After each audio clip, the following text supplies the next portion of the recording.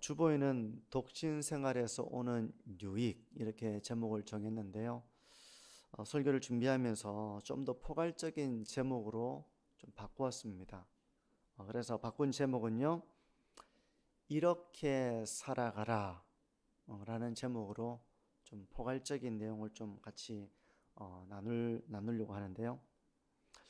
이렇게 살아가라 라는 제목으로 첫 번째 우리가 생각해 볼 메시지는 처녀, 결혼하지 않은 처녀나 또 남편이 있었지만 남편이 먼저 이렇게 세상을 떠난 하나님의 부르심을 받은, 그래서 과부가 된 자는 결혼하거나 재혼하지 않고 독신으로 지내는 것이 좋다.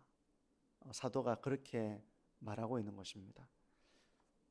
우리가 오늘 25절부터 40절까지 읽었지만 사실 이 내용이 상당히 제가 이제 설교를 준비하면서 읽고 연구하기에 조금 난해하다는 느낌을 많이 받았거든요. 그래서 최대한 오늘 단순화시켜서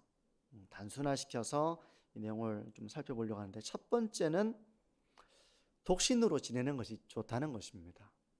처녀는 결혼하지 않고 과부는 재혼하지 않고 독신으로 지내는 것이 좋다. 먼저 처녀에 대한 이 사도의 권면을 한번 들어보시면요, 25절과 26절인데요.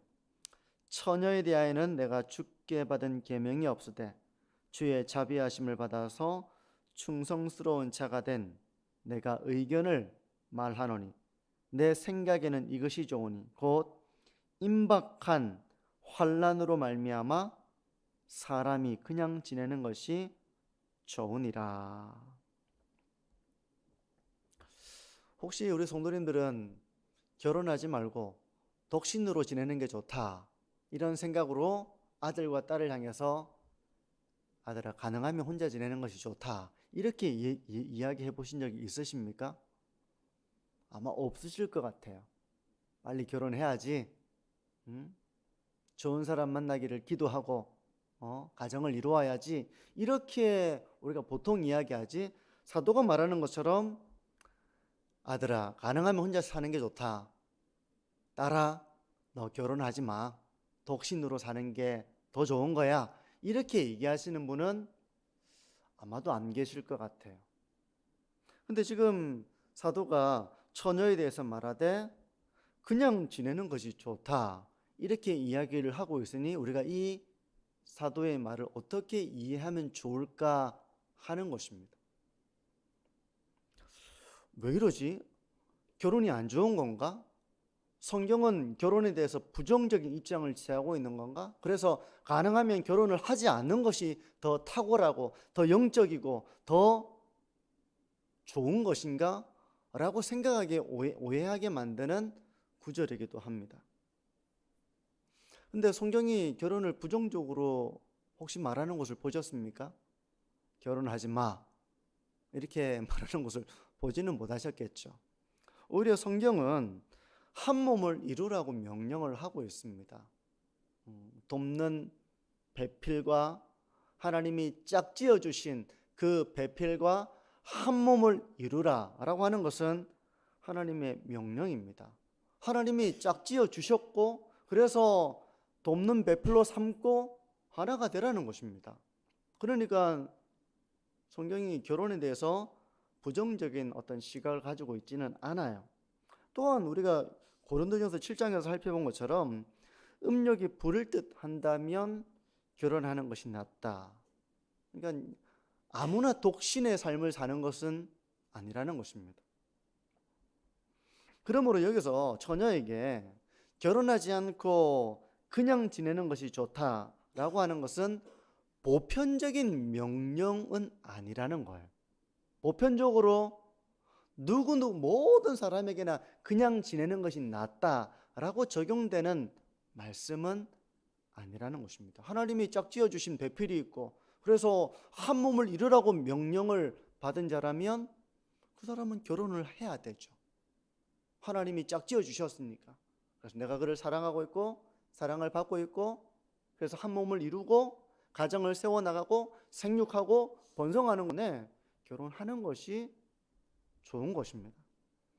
그런데 지금 이 명령, 처녀에 대해서 그냥 결혼하지 않고 그냥 지내는 것이 낫다, 독신으로 지내는 것이 낫다라고 하는 것은 이 고린도 교회가 처한 특수한 상황성을 염두에 둔 권면으로 우리가 이해하는 것이 좋다는 것입니다. 특별히 고린도 교회에는 이런 특수한 상황 때문에 이 독신의 삶에 대해서 사도가 권면한 것이었구나 라고 이해하는 것이 좋겠다는 거예요. 그러니까 성도님들, 이 구절을 보시고 아들, 딸에게 내가 오늘 성경을 읽어보니까 그냥 독신으로 사는 게 좋다고 그러던데 너도 독신으로 살아라, 이렇게 보편적인 명령을 주는 것은 아니라는 점을 그렇게 좀 새겨놓으시면 좋을 것 같아요. 그래서 여기에 어떤 특수한 상황성이 있는가 하면 26절에 보신 바와 같이 임박한 환난으로 말미암아 사람이 그냥 지내는 것이 좋으니라, 이렇게 말씀을 하고 있습니다. 그러니까 임박한 환난을 생각한다면 그냥 지내는 것이 좋다라고 말씀을 하고 있다는 것입니다. 그럼 여기서 임박한 환난이 뭐냐에 대해서 주석가들은 보통 두 가지 입장을 가지고 임박한 환난을 해석을 하는데요. 뭘 것 같습니까? 성도님이 생각하실 때 이 임박한 환난을 생각한다면 결혼하지 않고 그냥 지내는 것이 좋다라고 할 때 이 두 가지 큰 이 구절을 해석하는 주석가들의 입장은 뭘까? 뭐라고 생각이 되십니까? 첫 번째는 이것이 바로 예수님의 재림과 함께 도래할 최후의 심판이라고 생각하는 주석가들이 있습니다. 그러니까 주님이 곧 오실 거니까, 그리고 주님께서 오셔서 이 세상을 심판하실 거니까 그 임박한 환난을 생각한다면 결혼하지 않고 그냥 독신으로 사는 것이 좋다, 이렇게 이해하는 주석가들이 있는가 하면, 또 한 부류의 주석가는 이것이 고린도 지역에 닥친 이 당시에 심각한 기근, 그 심각한 기근으로 인해 다가올 그 현실, 그걸 생각한다면 차라리 혼자 지내는 것이 낫다라고 하는 것으로 이해를 한다는 것입니다. 저는 전자보다는 후자가 더 이렇게 적합하다고 생각을 했어요. 왜 그런 생각을 했는가 하면, 여기서 예수님의 재림과 함께 이루어질 그 최후의 심판을 생각한다면 사실 그 보편적인 명령이 되는 거잖아요. 이제 주님이 곧 오실 건데 너도 결혼하지 마. 너 아무도 여기서 제외되는 사람이 없잖아요. 그죠? 그러면 우리는 모두 결혼을 안 하는 것이 좋다, 이런 결론을 내릴 수 있는데, 그래서 이거는 후자의 해석이 더 적합하겠구나, 이렇게 생각을 합니다. 그러니까 고린도 지역에 불어닥친 심각한 기근과 그로 말미암아 다가올 이런 환난을 생각할 때는 결혼보다는 혼자 지내는 것이 더 낫겠다라고 사도가 말하고 있는 것입니다. 왜 이런 얘기를 했을까를 이렇게 생각을 해본다면, 결혼을 하게 되면 이제 자기 혼자 몸이 아니잖아요. 자기 혼자, 처녀가 이제 결혼하게 되면 엄마가 되고, 엄마가 되면 아이를 낳고, 아이가 한 명이 될지 두 명이 될지 모르는데 이 심각한 기근과 그로 말미암는 환난 가운데서 가족이 큰 어려움을 겪게 될 것이고, 이로 인하여 이제 신앙적으로 신앙을 지키는 이 일들도 참 어려워질 것이다 라고 하는 걸 염두에 두고 사도가 이렇게 이야기하는 것으로 짐작할 수 있습니다. 그래서 성경이 이제 결혼을 부정적으로 바라본다기보다는 여기서 바울의 권면은 고린도 교회가 처한 특별한 상황 속에서 주어지는 것으로 우리가 이해한다면, 임박한 환난을 염두에 둘 때 그 임박한 환난이 뭔지는 잘 모릅니다. 하지만 이 서신을 받는 고린도 교회 성도들은 이 말이 무엇을 의미하는지 알고 있었겠죠. 고린도 교회가 처한 상황, 고린도 지역이 처한 그 상황을 알고 있었으니까 그 상황을 염두에 둘 때 결혼하는 것보다는 그냥 지내는 것이 낫다, 이렇게 말하고 있는 것입니다. 과부에게 주는 권면 역시 이 동일한 관점에서 우리가 이해를 할 수 있겠는데요. 38절에서 40절입니다. 맨 뒤로 가보시면요, 과부에게도 이런 권면을 주고 있습니다. 그러므로 결혼하는 자도 잘하거니와 결혼하지 아니하는 자는 더 잘하는 것이니라. 아내는 그 남편이 살아있는 동안에 매여 있다가 남편이 죽으면 자유로워 자기 뜻대로 시집갈 것이나 주 안에서만 할 것이니라. 그러나 내 뜻에는 그냥 지내는 것이 더욱 복이 있으리로다. 나도 또한 하나님의 영을 받은 줄로 생각하노라. 남편이 있다가 남편이 죽으면 자유롭게 시집갈 수 있다는 것입니다. 하지만 시집갈 수 있는 자유가 있지만 그냥 지내는 것이 더 복이 있다. 사도는 그렇게 과부들을 향해 권면을 하고 있는 것입니다. 이건 역시 재혼을 반대하는 그런 성경의 가르침이라기보다는요, 당시 고린도 교회가 처한 특별한 상황성을 염두에 둔 것으로 우리가 이해하면 좋을 것 같습니다. 그렇다면 혼자 지내는 것이 좋은 이유가 뭘까? 혼자 지내는 것이 좋은 이유가 뭘까? 임박한 환란을 앞두고 결혼하지 않고 시집가지 않고 혼자 지내는 것이 좋은 이유는 무엇일까? 그것은 바로 이제 결혼과 함께 염려할 일이 많아지기 때문이라고 사도는 말하고 있습니다. 32절에서 35절까지를 한번 성경을 보십시오. 32절에서 35절인데요. 너희가 염려 없기를 원하노라.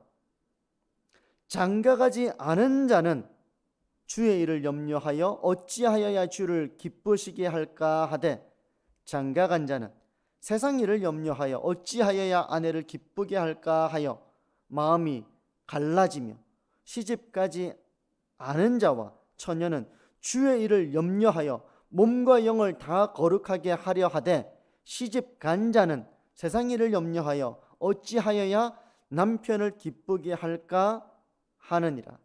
내가 이것을 말하면 너희의 유익을 위함이요 너희에게 올무를 놓으려 함이 아니니, 오직 너희로 하여금 이치에 합당하게 하여 흐트러짐이 없이 주를 섬기게 하려 함이라. 여기 지금 이제 결혼 생활의 어떤 부정적인 면에 대한 부분을 이야기를 하고 있는데요. 결혼을 하면 신앙생활에 집중하기 어려울 때가 있다는 것입니다. 배우자의 화목을 위해서 하나님 앞에서 신앙의 걸음을 적절하게 타협해야 하는 상황이 생긴다는 것입니다. 특히 이제 배우자가 신앙이 없는 경우라면 더더욱 그렇겠죠.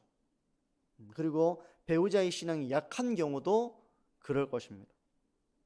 예를 들어서 주중에 기도회라도 나와가지고 기도도 좀 하고 내가 좀 내면도 다시 좀 돌아보고 하나님 앞에 은혜 받기를 사모하고 나오려고 하는데 나오는 게 쉽지가 않은 거예요. 배우자와의 관계를 생각하면 내가 열심을 내서 신앙생활하는 것이 부담이 되는 것입니다. 그러니까 마음이 갈라지게 된다라고 하는 것은 바로 이런 의미예요. 하나님께만 몰두하는 것이 아니라, 하나님께 몰두하는 삶이 아니라 적절하게 타협하는 삶, 배우자를 생각해서 이렇게 타협하는 그런 부분이 생겨난다는 것입니다. 근데 절대적인 문제라면 우리가 물러설 수 없겠죠. 절대적인 문제라면. 그런데 그렇지 않은 문제라면 매 순간 내가 원하는 대로 다 살아가기가 어렵다는 것입니다.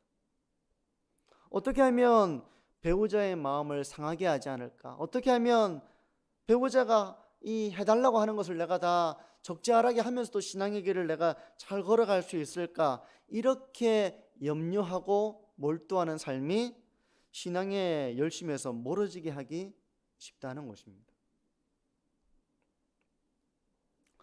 그러므로 이제 이런 걸 생각한다면 독신, 결혼하지 않고 살아가는 일이 더 유익이 된다라고 하는 말씀이에요. 하나님께서 짝 지어주신 배우자가 있을 때는 결혼은 복된 제도가 되지만, 독신의 은사가 있다거나 또 이제 어떤 어려움 때문에, 임박한 환란 때문에 혼자 지내는 것이 더 나은 그 상황 속에서는 독신의 삶이 더 유익하다라는 말씀으로 우리가 이 말씀을 이해하면 될 것 같아요. 그러므로 이 말씀을 우리 모두에게 보편적으로 적용하기는 어려운 부분이 있습니다. 하지만 하나님께서 정해주신 배필을 우리가 만나지 못한 경우, 또 임박한 환난과 같은 어떤 특정한 어려움이 있는 그 상황 속에서는 우리가 혼자 지내는 것이 더 유익할 수 있다는 것입니다.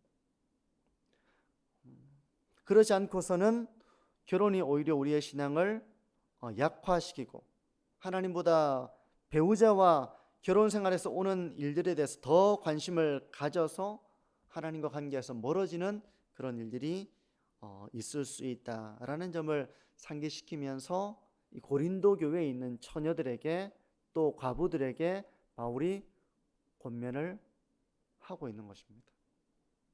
아마 바울이 이제 이런 메시지를 전해 했던 고린도 교회의 상황성을 우리가 염두에 두면서 이 말씀을 이렇게 좀 정리하면 좋을 것 같아요. 또 하나의 사도의 권면이 주어지는데 한마디로 이걸 좀 정리를 해보자면 영혼의 관점에서 현재를 살아가라는 말씀으로 요약해 볼 수 있습니다. 그래서 이렇게 살아가라라고 하는 것이 어떤 특정한 환난을 염두에 둘 때는 혼자 지내는 것이 낫다라고 하는 것이 첫 번째 메시지라면, 두 번째는 영혼의 관점에서 현재의 삶을 살아가라라는 메시지를 주고 있는 것입니다. 29절에서 31절을 보십시오. 29절에서 31절입니다. 형제들아, 내가 이 말을 하노니 그때가 단축하여진 고로 이후부터 안에 있는 자들은 없는 자같이 하며 우는 자들은 울지 않는 자같이 하며 기쁜 자들은 기쁘지 않은 자같이 하며 매매하는 자들은 없는 자같이 하며 세상 물건을 쓰는 자들은 다 쓰지 못하는 자같이 하라. 이 세상의 외형은 지나감이니라.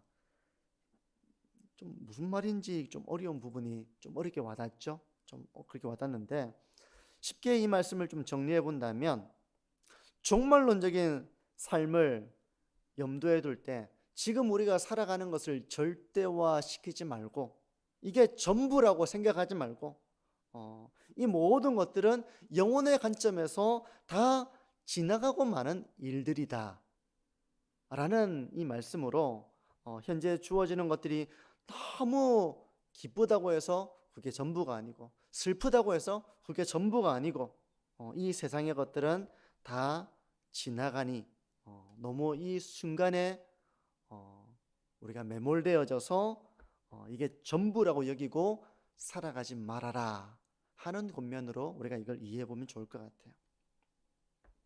만약 순간순간 우리가 경험하는 것이 전부처럼 다가온다면 바울은 누구보다 참 많이 낙심이 되었을 것입니다. 바울은 은혜의 순간도 있고 참 영광스러운 순간도 있었겠지만 바울에게는 특히 이제 많은 시련들이 있었잖아요.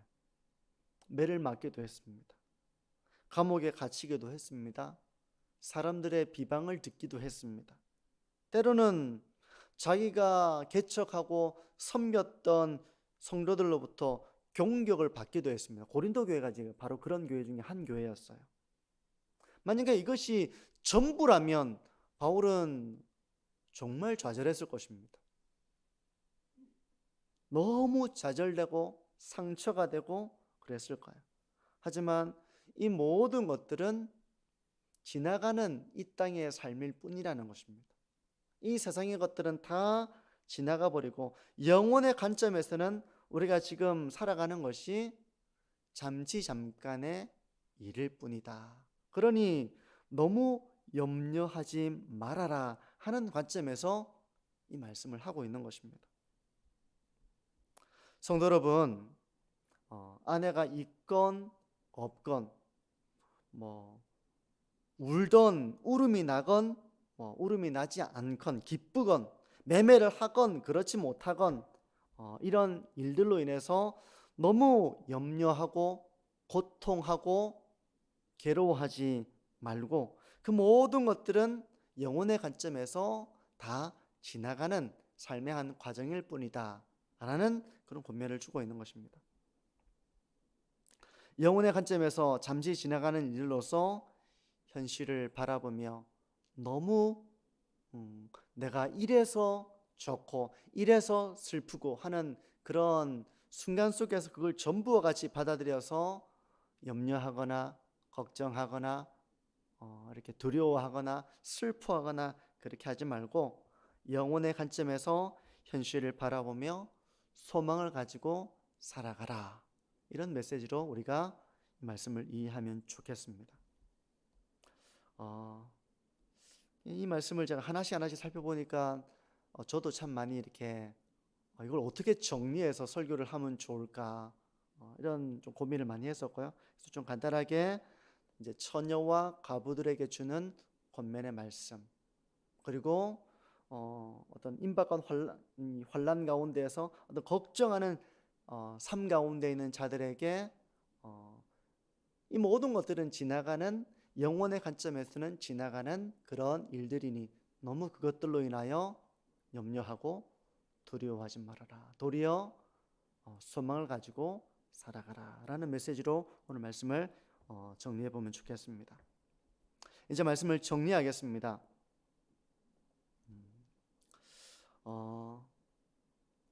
결혼을 하는 문제에 있어서 성경은 하나님이 짝지어 주신 사람과 돕는 배필로 삼아서 한 몸을 이루고 생육하고 번성하고 하나님의 나라를 세워나가는 이런 삶을 살 것을 말씀하고 있지만, 또 어떤 특정한 경우 독신의 은사를 받았다든지 아니면 어떤 임박한 진노와 같은 이런 상황성 때문에 혼자 지내는 것이 좋은 그런 상황이 있다는 것을 말씀하고 있다는 것입니다. 또 우리가 살아가다 보면 염려할 일을 만날 때가 있잖아요.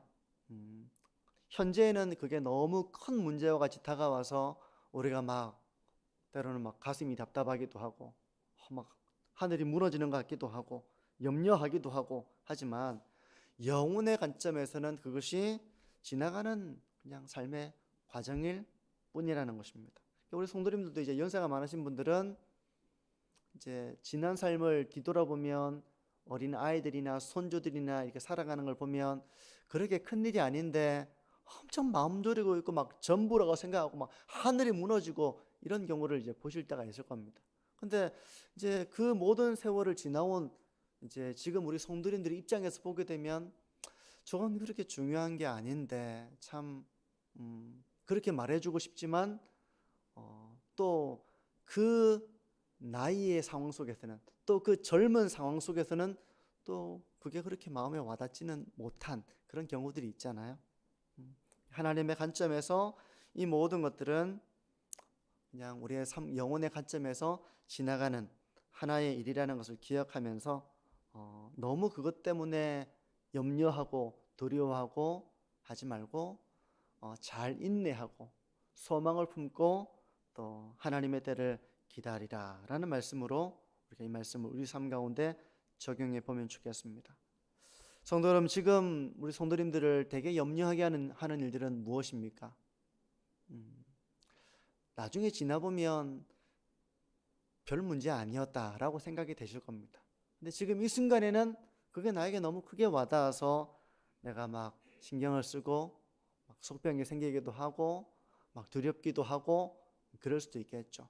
하지만 영혼의 관점에서 잠시 지나가는 내 삶의 과정이라고 생각하면서 좀 초연하게 그것들을 대하고 기도하며 하나님의 지혜를 구하고 영혼의 관점에서 현재를 묵묵히 잘 견뎌내는, 그래서 염려하고 두려워하는 삶이 아니라 도리어 하나님의 관점으로 그것들을 바라보며 기도하고 지혜를 구하고 인내하고 그렇게 신앙의 길을 걸어가시는 저와 우리 모든 성도님들이 되시기를 바랍니다.